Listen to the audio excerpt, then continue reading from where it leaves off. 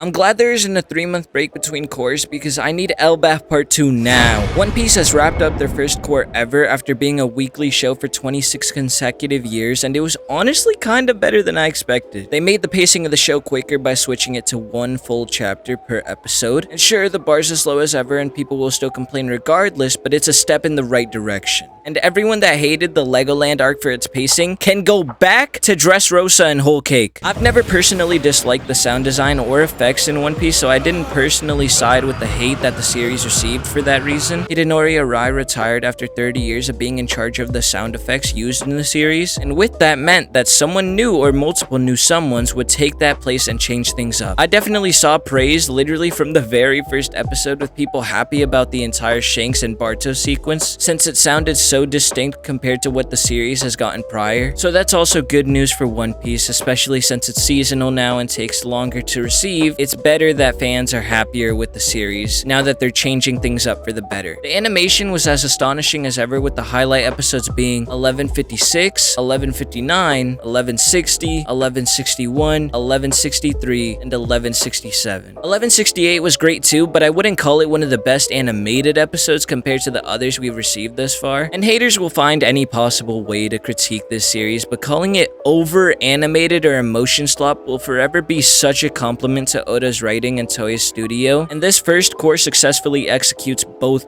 perfectly. I've already read the entire first part and a good portion of some of the upcoming episodes as well, but this video is still getting made because One Piece truly does need its praise. Toei isn't always the greatest at adapting the source material, but when they lock in, it shows. The Legoland mini arc was funny, and sure, that part could have been sped up a bit, but I'd say it still came out well with little complaints about how it was adapted. Plus, it also gave us a Zoro and Sanji team-up attack scene, Luffy using Gear 4 Kongan and base, and one of Nami's best animated scenes in the history of the series. And not to mention another Usopp upscale, because yes, that mushroom cloud was in the manga, but once it's animated, oh yeah, no, different experience for sure. So who really can complain about such peak? Loki's introduction was perfect to me because it perfectly encapsulated how it felt to read his appearance after being hyped up as the worst of the worst, only for him to have one of the rawest designs in the entire series, and I cannot wait to see his next chapters get animated since he's just been getting embarrassed back to back so far throughout this entire first cour. The Holy Knights were introduced with so much sauce as well, which is extremely unfortunate since they literally work for Netanyahu. I like Gunko and her ability, and I think Shamrocks is cool, but I'm definitely looking forward to seeing more of them in the future, because as of now, all I can say is that they failed at recruiting Loki and beat that man while he was chained, which honestly makes me want to speak on them less. So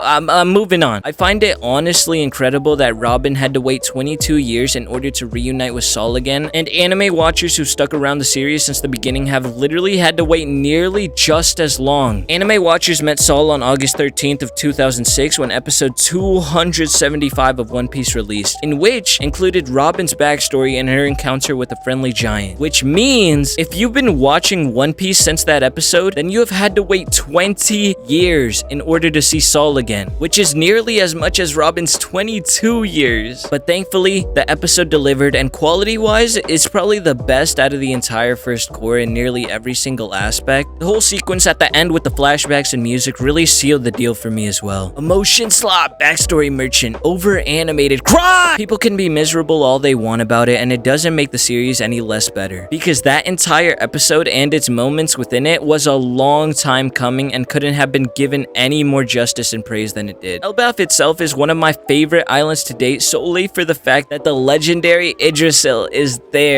And I'm so biased because I love that tree with my entire heart, especially as of recent, because I've actually been learning more about it and its history. But if I had to give it more reasons, I haven't read that much further into the story. Like, for example, I don't think I'm familiar with how Course 2 will end off, but based off everything I've seen so far, I love the environment and how humongous it is, but also how many vast different areas exist on one single island. This arc and island was hinted at and has been long awaited for a very long time now, and off rip, it's exciting and filled to the brim with so much mystery and lore, with our perfect example literally being the Harley. I won't repeat all of it here because frankly it is a hefty amount of information and Nico Robin's voice actor has a better voice than I do, but the Harley is such an exciting addition to the story, and based off what I see from getting spoiled weekly for One Piece, I'm going to go out of my way and assume that the Harley is simply not just a child's dream like we were told. The The first cour was handled greatly, and even though one chapter per episode still does feel like it drags, simultaneously it is objectively an improvement and a step in the right direction compared to what we were getting before. Like I said, there's a lot to love already, and there's even more to look forward to. And I'm especially excited for the next 3 upcoming episodes, so I can't wait. And it makes me happier that there isn't a break, like I said, and that the second cour will be here this weekend rather than later on. And as for One Piece Heroines, I actually thought it was the cutest thing ever. I loved how fun it was and how drastically different the art style was compared to the rest of the series. I thought the story was adorable and extremely heartfelt, and I honestly have no complaints about it. I love the vibe. Nami and Robin in this episode were obviously amazing, and I just want to say thank you to everyone at Toei Animation for their incredible hard work. I truly hope they keep doing these projects on the side, since the One Piece world is just so vast and eventful that you honestly might as well take advantage of it. But as always, I'm looking forward for what's to come in the near future as well. If you've enjoyed this video, then make sure you leave a like and hit that subscribe button for me, and I love communicating with everybody, so if you have any thoughts,